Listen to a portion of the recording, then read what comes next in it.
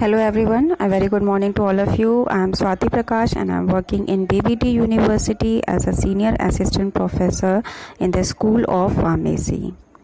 Today I will discuss about the polymers, the different types of polymers that are used in this controlled drug delivery system, and that makes the dosage form that is formulated by the controlled drug delivery formulated for the controlled drug delivery system. So polymers are very large molecules made when hundreds of monomers join together to form long chains. The word polymer comes from the Greek word poly means many and mer means parts. So polymer is used as a synonym for plastic, and all plastics are polymers, but not all polymers are plastic. You can also see that the ethylene is converted into polyethylene. Ethylene is a monomer and it is converted into polyethylene. It is a polymer. So the classification of polymer, as you can see that the polymers are classified according to the different points or different types, like it is based on the origin of sources. It is of three types. One is natural, second one is semi-synthetic, and the third one is synthetic polymers. Second, it is based on the structure, that is the linear polymers, branch polymers, and cross-linked polymers. The third one is it is based on the molecular forces. It is of four types, like elastomers, fibers, thermoplastics, and thermosetting polymers. And the last one is it is based on the mode of polymerization. It is of two types, addition polymers and condensation polymers. So the first one is natural polymer. Based on origin of sources. The natural polymer is a polymer that result from only raw materials that are found in nature. Some of these natural polymers include DNA, RNA, and cotton. DNA, wool, wood are some of the naturally occurring polymers. Homopolymers are synthesized from a single type of monomer. Homopolymers are consist of chain with identical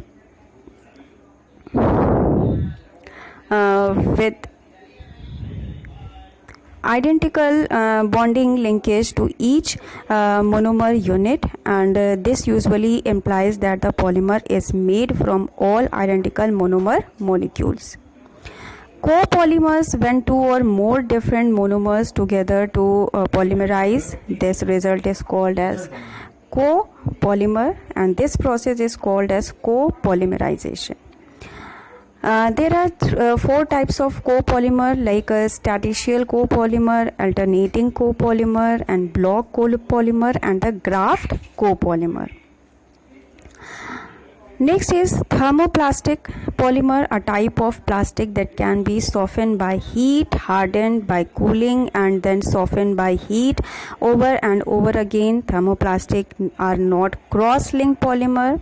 Example: polyethylene, nylon, polyvinyl chloride. So the natural polymer, the second is a synthetic polymer. Polymers which are synthesized from low molecular weight compounds are called as synthetic polymers. Example: polyethylene, nylon, terylene, and the third one is semi-synthetic polymers. These polymers are mostly derived from naturally occurring polymers by chemical modification. Example: rayon. Based on structure, it is of four types, like linear polymers, branched polymers, and cross-linked polymers, and the network polymers.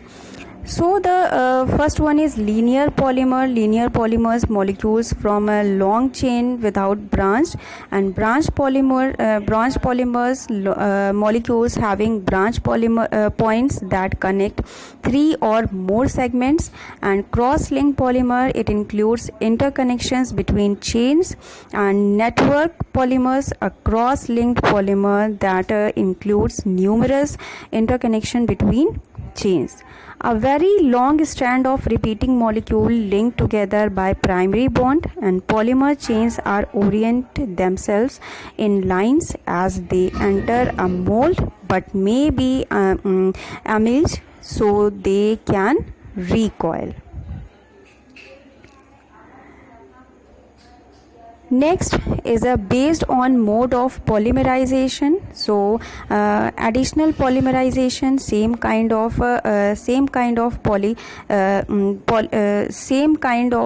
monomers are straight forwardly added, and it is rapid chain reaction having chemically activated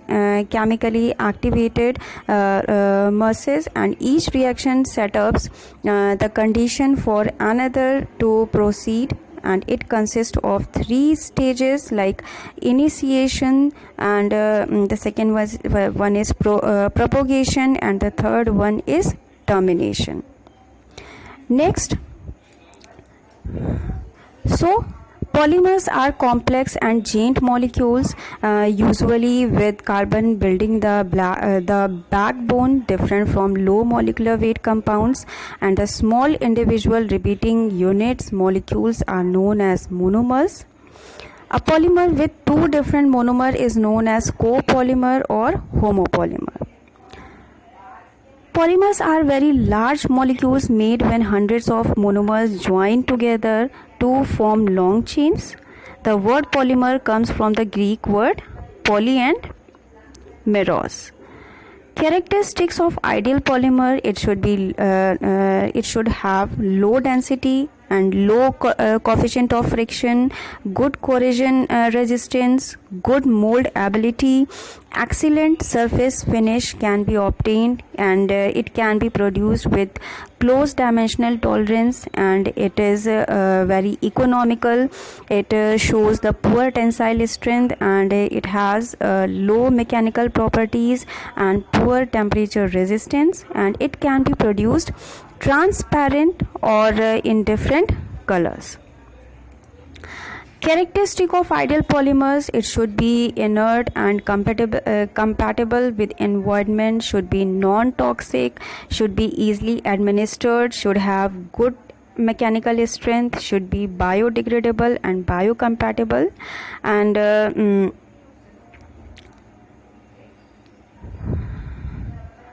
next, the applications like applications of polymers in formulation of a controlled drug delivery system.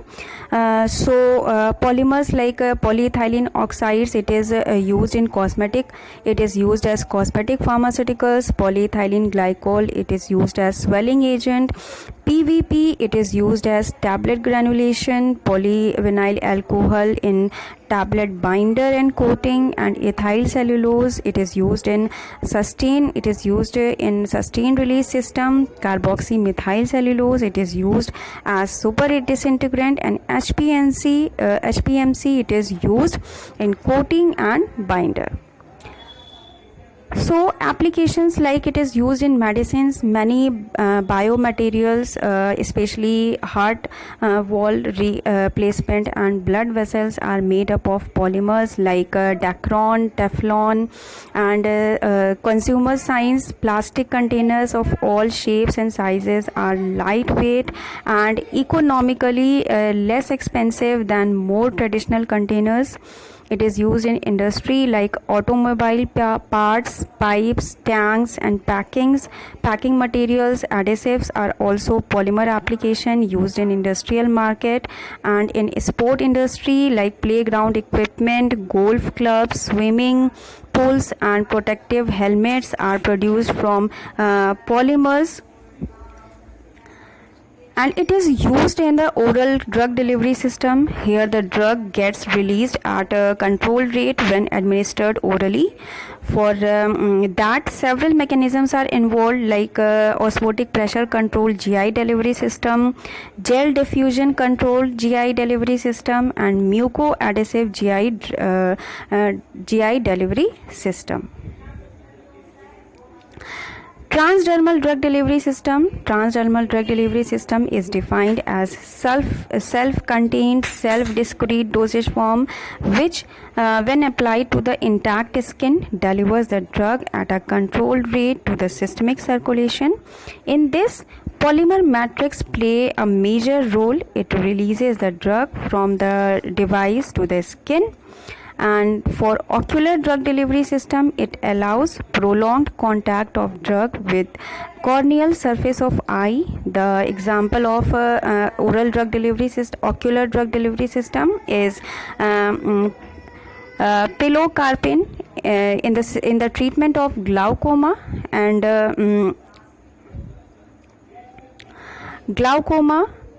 In this, mucoadhesive polymers are used as barriers to control the drug release. Example, polyacrylic acid, copolymers of acetate, vinyl, ethyl, and it is used in the preparation of in the ethylene like packaging, automotive, and building and construction, book binding,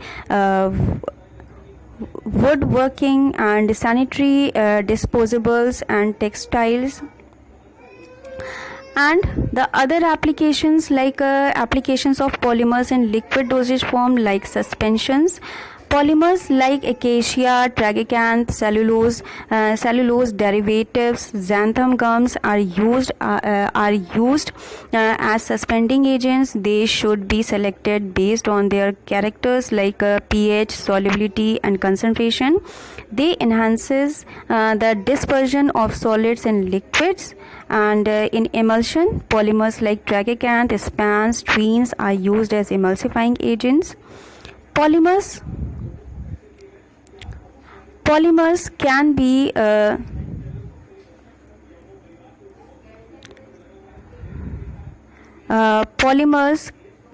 can be used in different purposes, like packaging, automobile, building and construction, book binding, and woodworking. And nylon is a light material. It is used in parachutes. Nylon 6,6 is waterproof in nature, so it is also used to make swim wears. And nylon 6 is having a high melting point, make it more resistant to heat and friction, so it is suitable to be used in airports, offices, and other places which are more liable to wear and tear.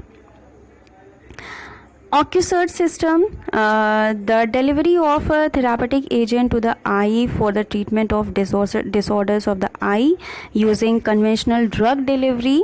Example, drops, ointments is an inefficient process. The efficiency of ocular drug delivery is improved through the use of polymeric implants that are implanted under the lower cul-de-sac of the eye. In the system, pilocarpine is dispensed within an alginic acid matrix which is sandwiched between two layers which composed of polyethylene covinyl acetate.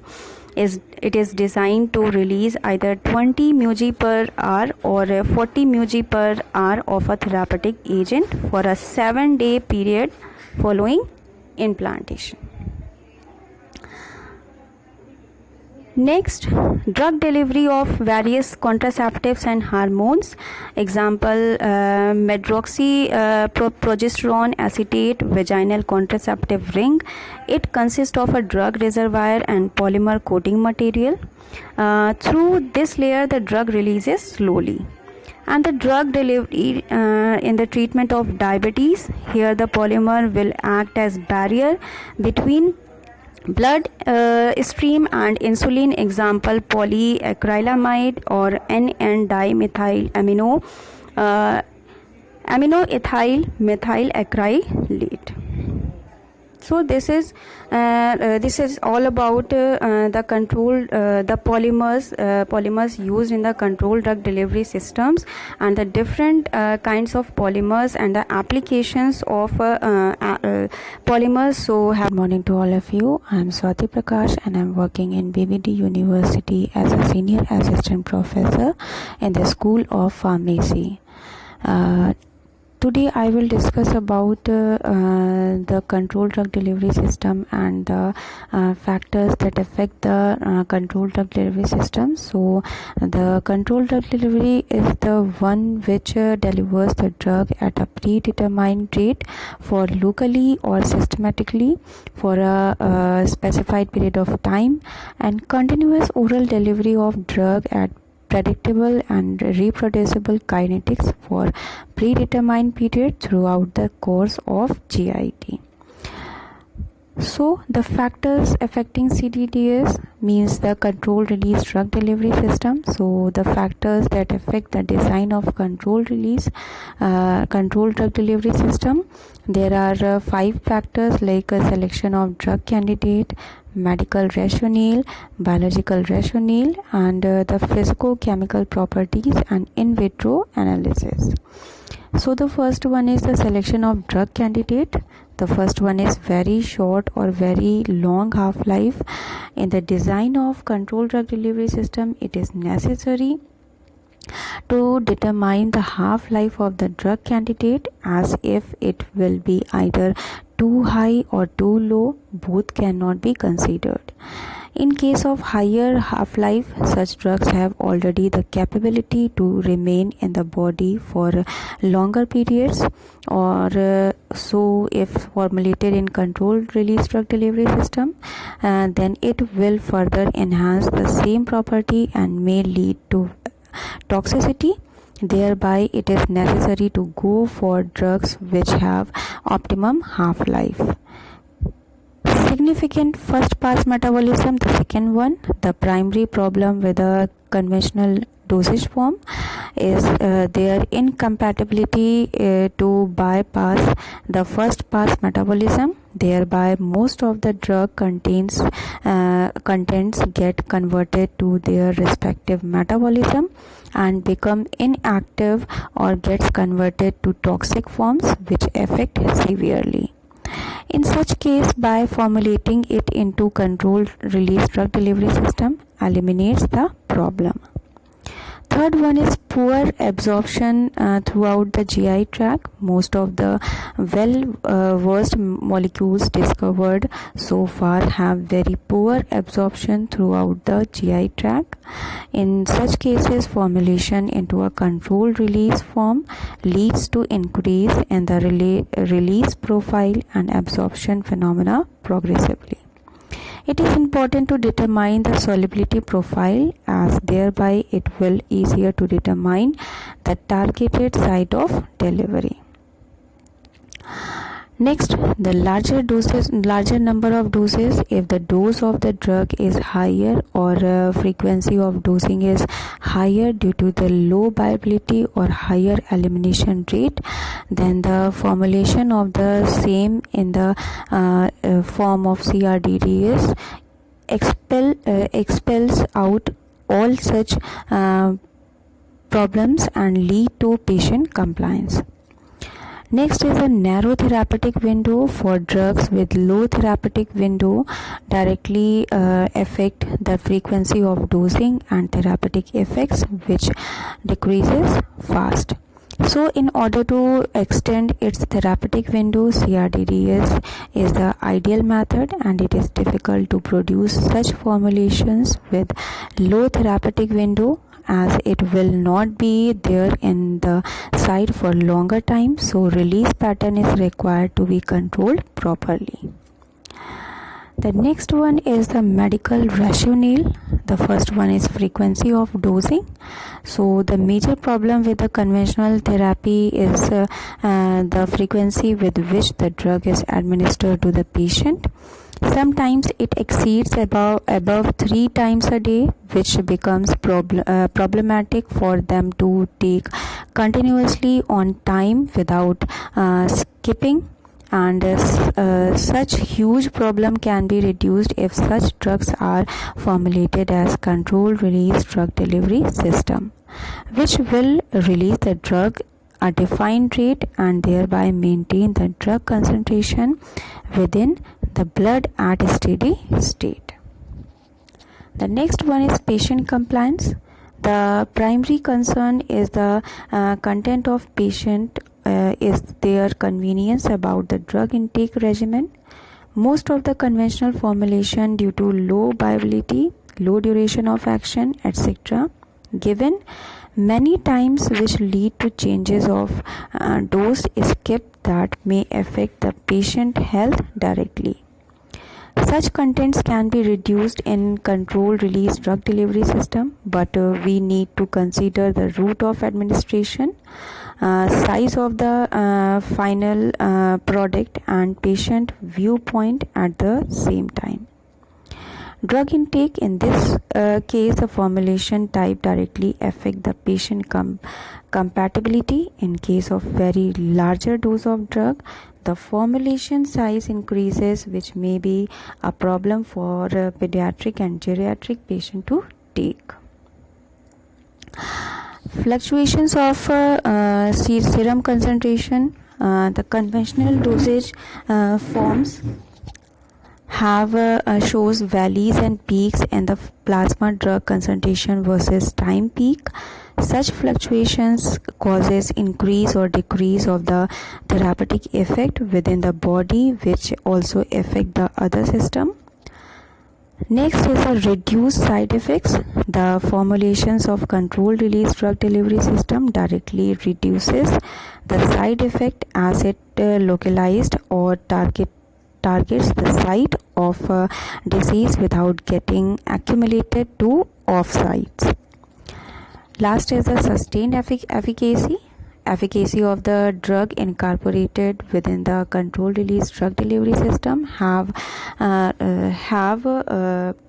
pronounced efficiency for a suitable time compared to the conventional dosage form.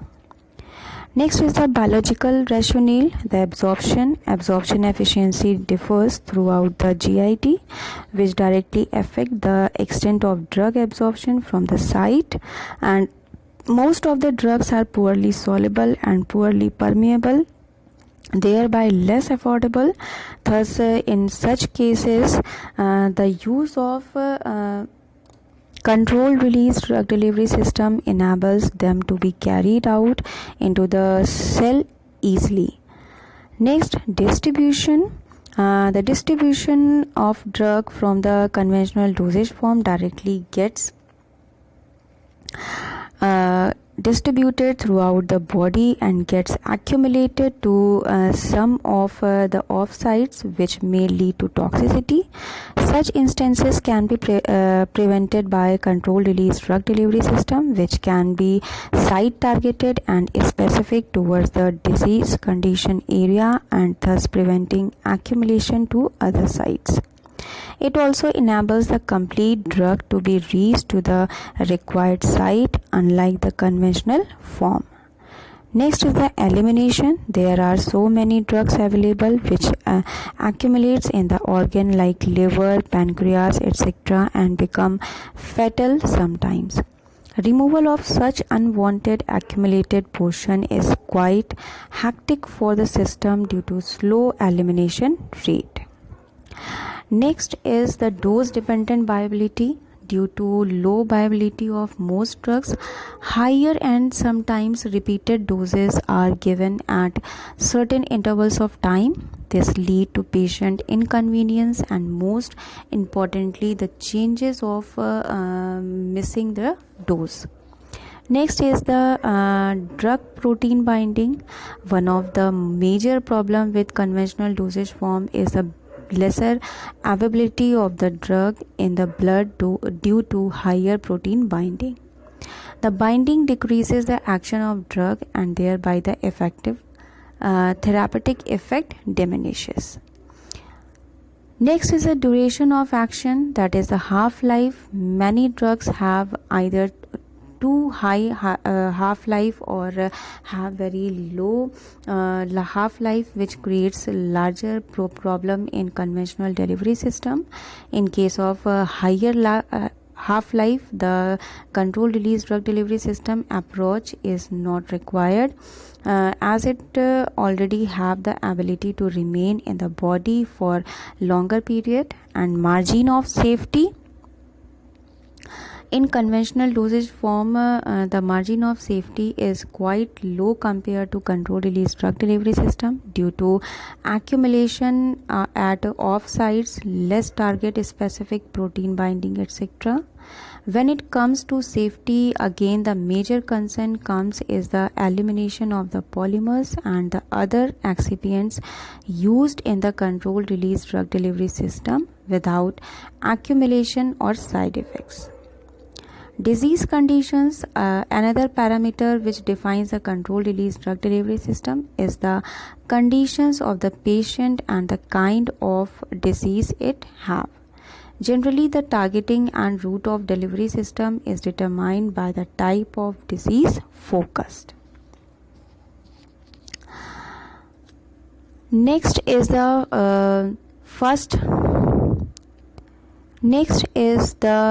pharmacokinetic or dynamic consideration.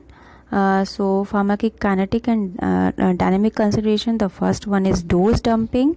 With so many merits, still there is one of the major problem in case of controlled release drug delivery system is the chances of dose dumping. Dose dumping refers to the accidental release of the drug from the controlled release drug delivery system, which may lead to toxicity.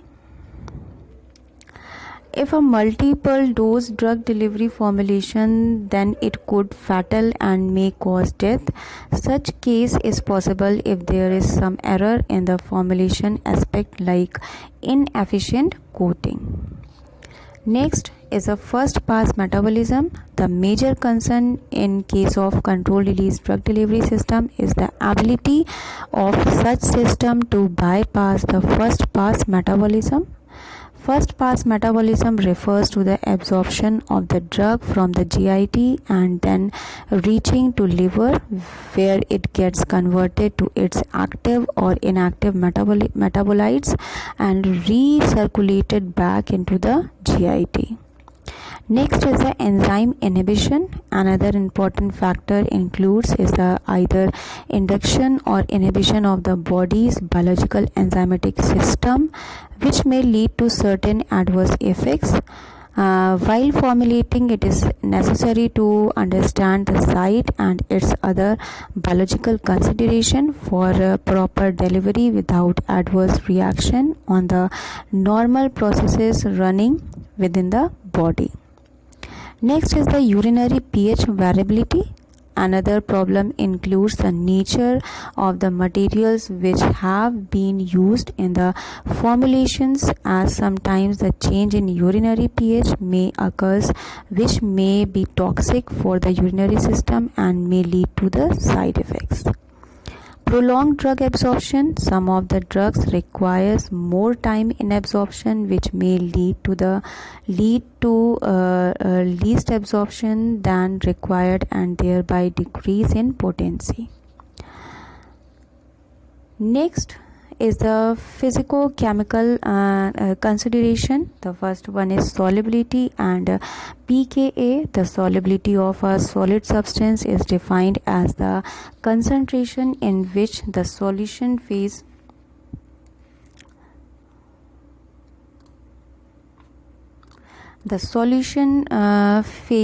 is in equilibrium with a given solid phase at a stated temperature and pressure. To improve solubility, we can use solvation, hydration, co-solvation, complexation, recrystallization, and use of surface active agent. Absorption of poorly soluble drug is often dissolution rate limited. Such drugs do not require any further control over their dissolution rate and thus may not seen to be good candidates for oral controlled release formulation. Partition coefficient. The partition coefficient is defined as the concentration ratio of unionized drug distributed between two phases at equilibrium, and it is given by the Noyes and Whitney equation. Next, the octanol water partition coefficient has been widely used as a measurement for determining the relative lipophilicity of a drug.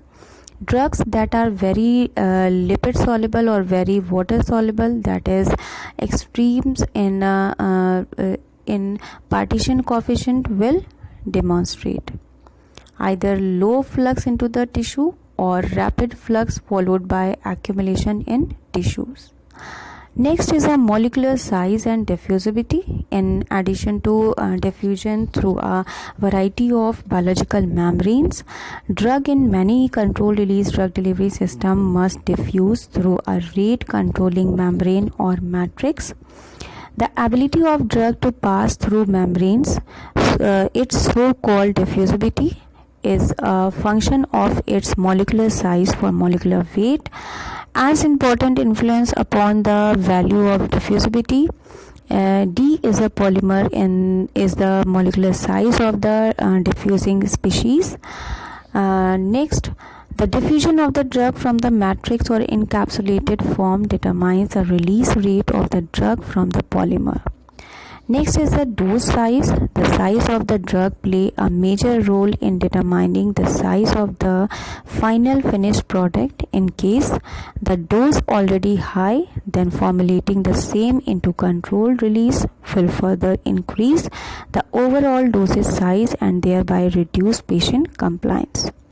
For drugs with an elimination half-life of less than 2 hours as well as those administered in larger doses, controlled release dose form may need to carry a prohibitively large quantity of drug. Complexation is one of the well-known method to entrap the drug within a complexing agent like beta-dextrin complex, and these complexes could be helpful in entrapping drug of very high molecular weight which have low diffusivity through the membrane.